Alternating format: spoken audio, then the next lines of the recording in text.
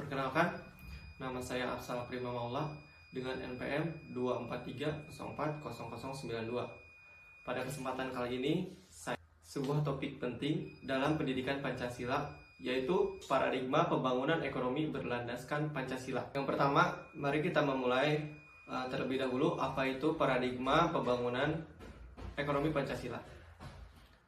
Secara sederhana, ini adalah kerangka berpikir dan sistem nilai yang menjadikan kelima sila Pancasila sebagai landasan filosofis. Sebagai landasan filosofis, moral, dan operasional dalam setiap kebijakan, aktivitas ekonomi di negara kita.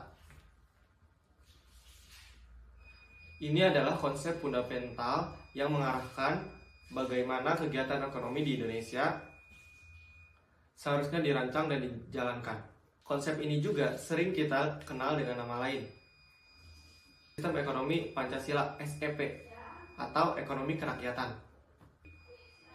Lalu, apa tujuan utama dari paradigma ini? Tujuan utamanya bukan sekedar untuk mengejar pertumbuhan ekonomi atau economic growth, melainkan untuk mewujudkan pembangunan ekonomi yang berkeadilan sosial. Artinya, setiap hasil dari pembangunan dan kemakmuran yang kita capai harus dapat dinikmati oleh seluruh lapisan masyarakat.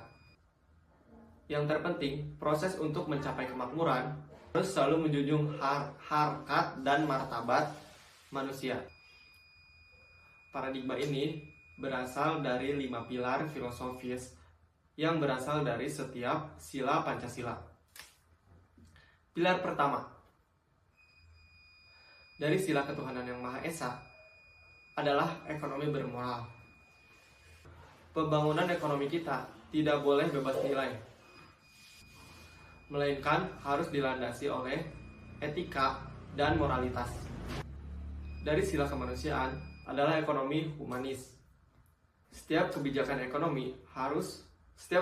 ekonomi selalu mempertimbangkan dampaknya bagi kemanusiaan dan tidak boleh merendahkan martabat manusia. Pilar ketiga dari sila persatuan adalah ekonomi nasionalis dan gotong royong.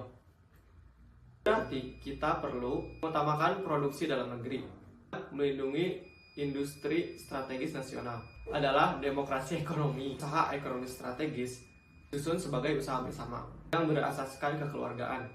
Nah, rakyat harus berpartisipasi aktif. Pilar kelima, sila keadilan sosial adalah tujuan akhir itu sendiri. Ini menegaskan bahwa kemakmuran masyarakat adalah yang utama, bukan kemakmuran segelintir individu. Harus ada keseimbangan antara hak dan kewajiban. Untuk lebih memahami keunikannya, mari kita bandingkan sistem ekonomi Pancasila dan sistem lain. Pertama, jika kapitalisme didorong oleh keuntungan individu dan sosialisme oleh kepentingan negara, maka ekonomi Pancasila didorong oleh moralitas. Individu dihargai sebagai makhluk pribadi, berbeda dengan individualisme, sistem liberal atau pengakangan individu di sistem etatisme. Selanjutnya, peran negara. Negara berperan sebagai regulator dan fasilitator untuk menciptakan keadilan. Tidak minimalis seperti pada kapitalisme, tidak dominan total seperti pada sosialisme. Selanjutnya, kepemilikan. Dan individu dan sosial diakui, namun tetap memiliki fungsi sosial, swasta maupun negara sepenuhnya. Tujuan akhir. Tujuannya adalah keadilan sosial dan kemakmuran bersama. Akumulasi kekayaan pribadi masyarakat tanpa kelas. Selanjutnya, bagaimana wujud implementasi dan apa saja tantangannya. Implementasi idealnya dapat kita lihat pada